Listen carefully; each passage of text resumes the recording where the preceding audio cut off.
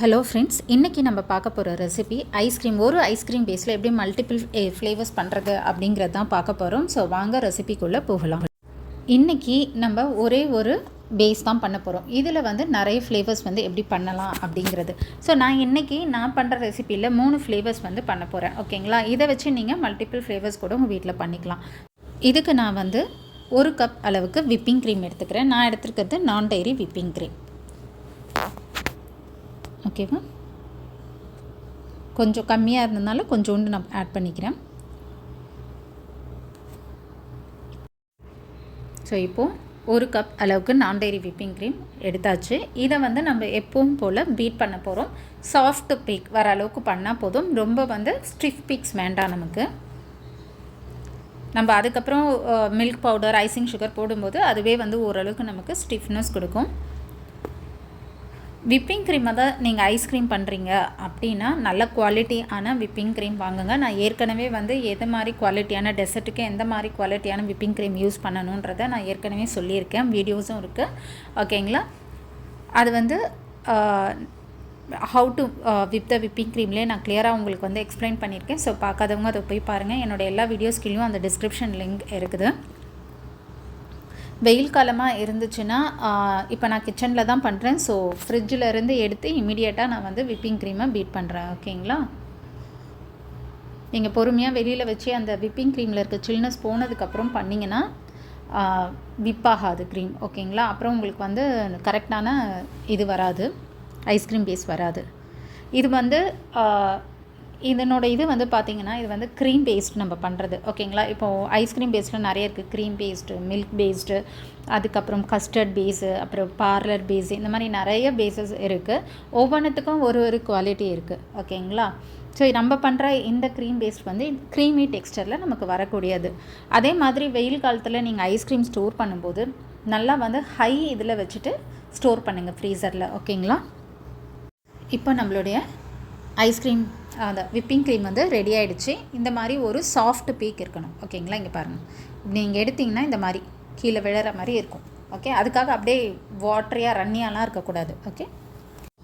இப்போ நம்ம இது கூட மற்ற இன்க்ரீடியன்ட்ஸ் ஆட் பண்ணிக்கலாம்.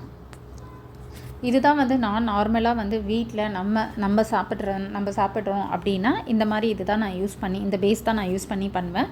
பிகாஸ் இது நல்லா நம்ம வெளியே சாப்பிட்றத விட டேஸ்ட்டும் நல்லாயிருக்கும். ஓகேங்களா? நெக்ஸ்ட்டு இதில் இப்போ நான் 1/4 கப் ஐசிங் சுகர் போட்டிருக்கேன். Next milk powder, same 1/4 cup milk powder. ஓகேங்களா? 1/4 கப் மில்க் மேட். நான் யூஸ் பண்ணுறது அமுல் மித்தாய் மேட். ஓகேங்களா? அதாவது ஸ்வீட் அண்ட் கண்டென்ஸ்டு மில்க்குன்னு சொல்லுவாங்க. நீங்கள் எந்த கம்பெனி வேணாலும் யூஸ் பண்ணிக்கலாம். நான் யூஸ் பண்ணுறது அமுல் மித்தாய் மேட். 1/4 கப்.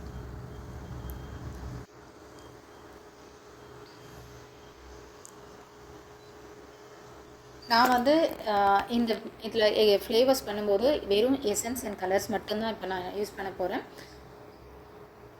ஓகேங்களா? ஸோ இப்போ இதை ஒன்ஸ் நம்ம பீட் பண்ணியாச்சு இல்லையா? ஸோ லோ ஸ்பீட்லேயே நீங்கள் இதை நல்லா மிக்ஸ் பண்ணிக்கோங்க. எல்லா இன்க்ரீடியண்ட்டும் நமக்கு இது கூட ஆட் ஆகணும்.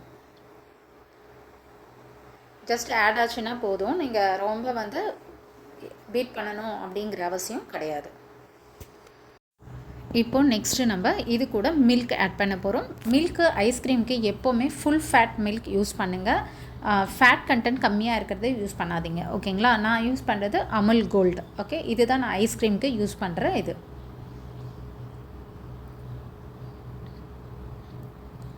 இது 1 டேபிள் ஸ்பூன் கம்மியாக நீங்கள் யூஸ் பண்ணிக்கோங்க. 1 கப்பு தான். சேம் விப்பிங் க்ரீம் 1 கப் எடுத்த மாதிரி இதையும் 1 கப்பில் ஒரு -1 டேபிள் ஸ்பூன் அளவுக்கு கம்மியாக எடுத்துக்கோங்க. நீங்கள் இந்த க்ரீம் எக்ஸ்ட்ராவும் போட்டுக்கலாம், இன்னும் கொஞ்சம் கம்மியாகவும் போட்டுக்கலாம். உங்களுடைய இது தான். ஸோ இப்போ இதை நம்ம பீட் பண்ணிக்கலாம். க்ரீம் அதிகமாக போட்டோன்னா இன்னும் க்ரீமியாக இருக்கும். ஓகேங்களா? க்ரீம் கம்மியாக போடும்போது மில்க் அதிகமாக இருக்கும்போது கொஞ்சம் ஸ்டிஃப்னஸ் இருக்கும் மில்க் பேஸ்டுன்னும்போது. ஓகேங்களா? இவ்வளோ தான் டிஃப்ரென்ஸ். மற்றபடி வேறு எதுவுமே கிடையாது.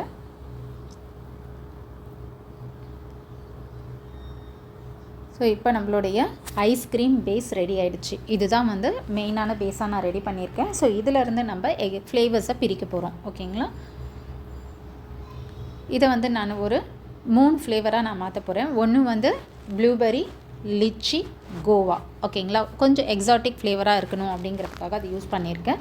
ஸோ நம்ம நார்மலாக ஃப்ரூட்ஸ் பியூரி எல்லாம் வந்து பண்ணி போட்டோன்னா வந்து சம்டைம்ஸ் கிறிஸ்டல் ஆகிடும். ஸோ அந்த கிறிஸ்டல் ஆகாமல் இருக்கிறதுக்கு நம்ம வந்து கஸ்டர்ட் பேஸ் போனால் தான் வந்து கரெக்டாக இருக்கும். ஸோ இந்த மாதிரி வந்து க்ரீம் பேஸ்ட்டு பண்ணும்போது நம்ம எசன்ஸ் அண்ட் கலர்ஸ் போடுறது தான் வந்து கரெக்டாக இருக்கும். ஓகேங்களா, ஸோ மிச்சம் 3. ஸோ இந்த மாதிரி 3 ஃப்ளேவராக நான் பிரிச்சுக்கிட்டேன். இது கூட நீங்கள் ட்ரைடு ஃப்ரூட்ஸ் எது வேணாலும் ஆட் பண்ணலாம். பட் பியூரி வந்து கஸ்டர்ட் பேஸில் போகும்போது போட்டிங்கன்னா உங்களுக்கு ரிசல்ட் நல்லாயிருக்கும். இல்லைனா இது கிறிஸ்டல் ஆகிறதுக்கு சான்சஸ் நிறைய ஆகும் நம்ம க்ரீம் பேஸில் பியூரிஸ் போடும்போது. ஓகேங்களா,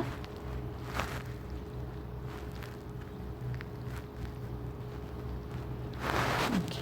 அதே மாதிரி உங்களுடைய ஃப்ரிட்ஜு வந்து நல்ல இதில் இருக்கான்னு செக் பண்ணிக்கோங்க. சப்போஸ் ஃப்ரிட்ஜு சரி இல்லாமல் நீங்கள் பண்ணிங்கன்னா கூட வந்து உங்களுக்கு ஐஸ்கிரீம் கரெக்டாக செட் ஆகாது. இப்போது இதில் வந்து நம்ம ஃப்ளேவர்ஸுங்களை ஆட் பண்ணிக்கலாம். ஃபஸ்ட்டு ஃப்ளேவர் வந்து நான் ஆட் பண்ணுறது ப்ளூபெர்ரி. ஓகேவா, இது வந்து ஃப்ளேவர் எசன்ஸ். ஓகேங்களா, ரொம்ப ஹார்டாக இருக்கும். ஸோ அந்த மாதிரி ஹார்டாக இருக்கும்போது நீங்கள் வந்து 2 to 3 ட்ராப்ஸ் தான் ஊற்றணும். நெக்ஸ்ட் லிச்சி, தேர்ட் வந்து guava. Okay, so blueberry, lychee and guava இது 3 ஆட் பண்ணியாச்சு. இப்போ நம்ம நெக்ஸ்ட்டு வந்து கலர்ஸ் ஆட் பண்ண போகிறோம். ப்ளூபெர்ரிக்கு பர்பிள் கலர், லிச்சிக்கு பிங்க் இல்லை ஒயிட் எது வேணாலும் யூஸ் பண்ணிக்கலாம். பட் நான் பிங்க் யூஸ் பண்ணுறேன். இது வந்து purple. Okay, purple. Next pink, லிச்சிக்கு நான் பிங்க் யூஸ் பண்ணுறேன். அண்ட் தேர்டு வந்து கோவா க்ரீன் கலர். ரொம்ப சிம்பிள் தான். பட் நீங்கள் இதை பண்ணி பார்த்தீங்கன்னா அந்த ஃப்ளேவர் வந்து பார்த்திங்கன்னா சூப்பராக இருக்கும். ஓகே, அதே மாதிரி எசன்ஸ் வாங்கும்போது கம்பெனி வாங்குங்க. நான் நிறைய தடவை சொல்லியிருக்கேன். ரொம்ப வந்து நல்ல பிராண்டடாக வாங்கிக்கோங்க. அப்போ தான் உங்களுக்கு வந்து அந்த 2-3 ட்ராப்ஸ்லேயே அது வந்து அப்படியே ரியலாக இருக்கும் அந்த ஃப்ளேவர்ஸு. ஓகேங்களா, இது வந்து பர்பிள். நீங்கள் இதை வந்து ஒன்றும் பாதியமாக கூட நம்ம கலந்துக்கிட்டோன்னா ஒரு மார்பிள் ஷேப்பில் வேணும் அப்படின்னா அப்படியும் நீங்கள் வந்து கலர் மிக்ஸ் பண்ணிக்கலாம். ஓகேங்களா, ஃபுல் பர்பிள் ஆக்காமல். பட் இன்றைக்கி நான் வந்து ஃபுல்லாகவே கலர் பண்ணுறேன் எல்லாமே.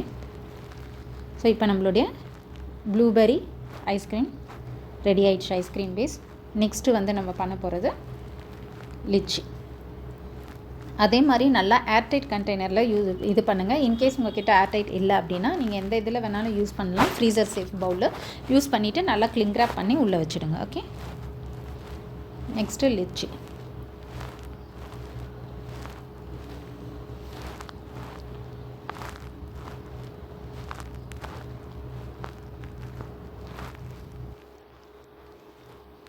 ஸோ இப்போ நம்மளுடைய லிச்சி ஐஸ்கிரீம் பீஸும் ரெடி ஆகிடுச்சு.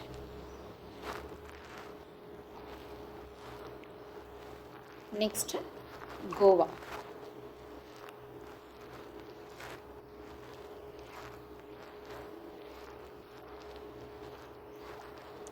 இப்போது இதை 3த்தையும் நான் ஃப்ரீசரில் ஓவர் நைட் நான் வந்து செட் பண்ணி எடுக்க போகிறேன். நீங்கள் மார்னிங் பண்ணிங்கன்னா மேக்ஸிமம் நமக்கு 8 hours வேணும். ஓகேங்களா, அதாவது மினிமமே 8 hours மேலே தான் வந்து நீங்கள் இதை ஓப்பன் பண்ணணும்.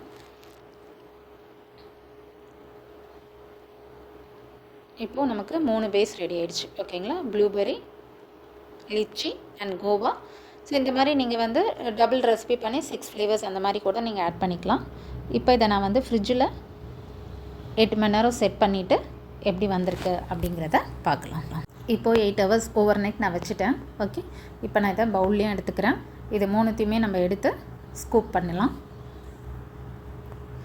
நான் வந்து ரொம்ப இதில் தான் ஹை டெம்பரேச்சரில் தான் வச்சேன் ஃப்ரீசரில். ஸோ கொஞ்சம் ஹார்டாக இருக்கும். ஏன்னா வெயில் காலத்துக்கு அப்படி இருந்தால் தான் நமக்கு நல்லாயிருக்கும். ஓகேங்களா, ஸோ இது வந்து கோவா ஃப்ளேவர். எப்படி வருது பாருங்கள், ரொம்ப டேஸ்ட்டு சூப்பராக இருக்கும். ஃப்ளேவர்ஸ் ஐஸ்கிரீமே வந்து ரொம்ப அந்த நீங்கள் வீட்டில் செஞ்சிங்கன்னா கண்டிப்பாக ஐஸ்கிரீம் வந்து வெளியே போய் சாப்பிடவே மாட்டீங்க.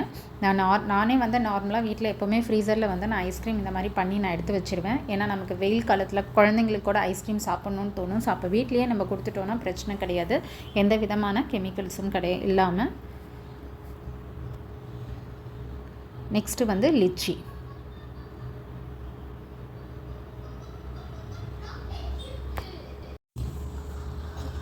ஓகேங்களா,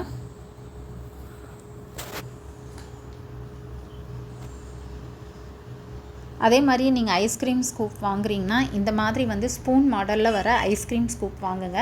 இன்னொன்று நம்ம அந்த எடுத்து போடுற மாதிரி ப்ரெஸ் பண்ணி போடுற மாதிரி வாங்காதீங்க. அது ஏன்னா வந்து நம்ம கொஞ்சம் டைம் யூஸ் பண்ணாலே அது வேஸ்ட் ஆகிடுது, அது சரியாக ஒர்க் அவுட் ஆக மாட்டேங்குது. அதனால் நீங்கள் ஐஸ்கிரீம் ஸ்கூப்லாம் வாங்குறதா இருந்தால் இந்த மாதிரி ஸ்பூன் மாடலில் இருக்கிற ஐஸ்கிரீம் ஸ்கூப் வாங்குங்க.